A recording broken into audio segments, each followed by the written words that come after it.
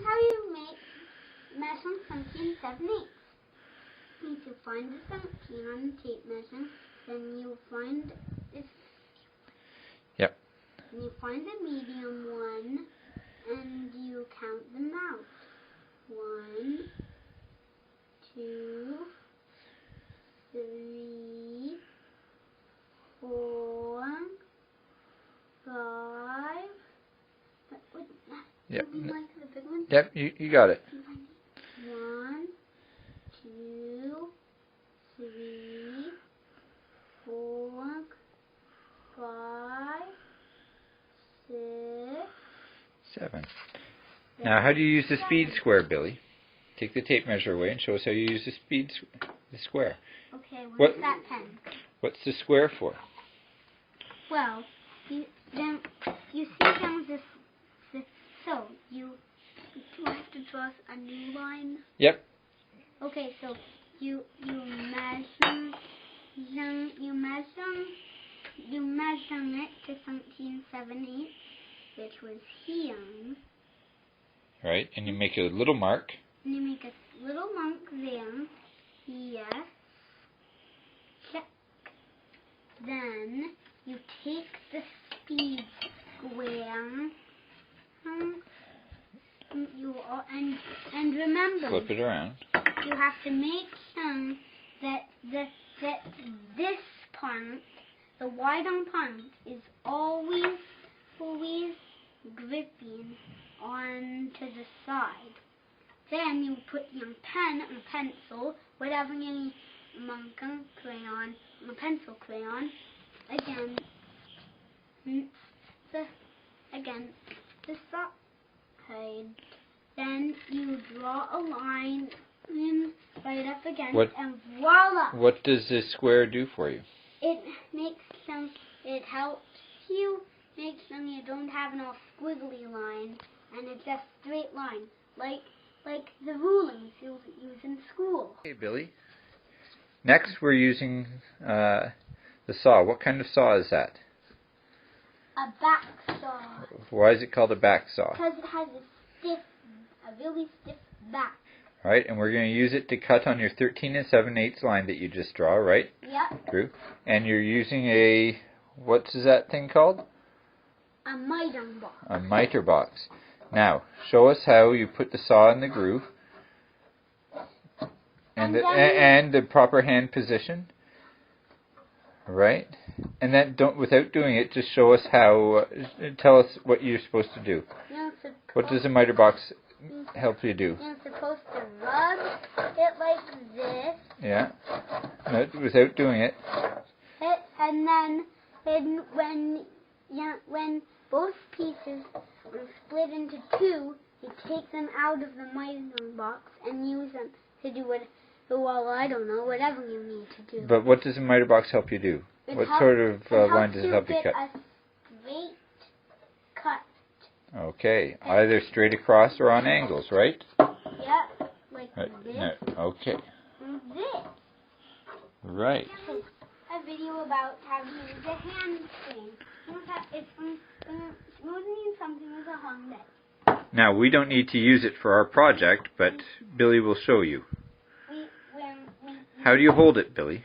Like this. And how does it work? How does it smooth something with a hard edge? You rub it, just guide it along. What does the cutting, Billy? The knife right inside the screen. Okay. All right. Thank you, Billy. It's an electronic tool that just does all the work for you. All you have to do is squeeze it. What is it called, Billy? A hand drill. All you have to do is squeeze this little thing on a piece of wood you want to drill, and the drill does the rest of the work. What does the cutting? This blade. That bit, yes. Okay. Now, can you show us how to hold it onto the wood? And what are you doing with it? I'm drilling a teensy a little pilot hole That we can put a screw through. Yes. Okay. Now, hold on to it carefully. Yes. And go.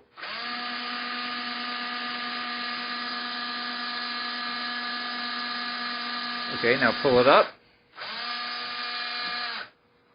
Oh! Now we made a bit of a mistake and the drill bit broke in the wood. So what are we going to use to pull that bit out, Billy? The vice grip! Now, what do the vice grips do? The vice grip is you put it, the thing you want to grip onto. Yeah. In between the two claws, you lock it up. Good. And then you twist it. And pull up. Twist it and pull up. Good. Pull up, buddy. That's what I'm doing. Oh, there we go. Now I'm going to put this screw inside the pilot hole. What sort of screwdriver are you using, Billy? A Red Robinson screwdriver. Right, and it's a Canadian screwdriver. And which way are you going to turn it? Right. Right. And we're screwing the bottom. Not the right, like you're right. Right. Right, like left and right. Screwing the bottom to the sides. Okay. We'll come back to you when you're done. Put the handstand in. Now I can't. No, what is it for, Billy? It's from sanding wood so you don't get liver. Okay, and you've got a power sander there, a palm sander. Now, tell me how you should hold it before you turn it on.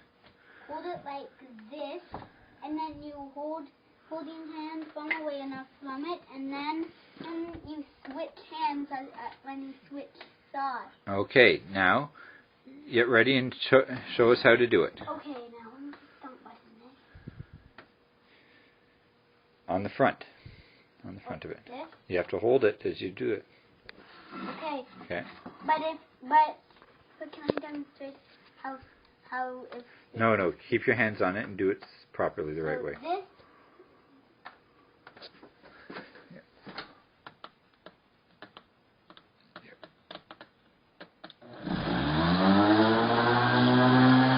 Good boy. Nail to stick the front and back of my bookshelf together. Book basket. Yep. Book basket together. So I take the nail, put it in. No, with my left hand, that's my right hand. Then I take this and then I hammer that in from the view. Good job, buddy. And then We'll see what it looks like at the end. we have built a bookshelf a book basket to go on the side of my bed. On the side of your bunk bed, that's right. Bed, yep. And I put my glasses in the glasses case. You don't have to do that right now. Keep your glasses on. I slip them in them like that.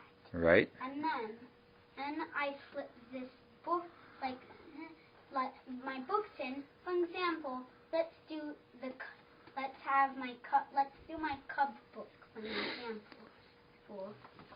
So I slip it in here. Good job. Like that, and I do it from whatever kind of books I want to read. Awesome. As Pokemon and Star Wars. These are two tools we didn't get to use today. This wrench and these sluts. What do you use the wrench for, Billy? You use them to tighten and loosen. Then you use Bolts. Yes. Bolts. And you use pliers to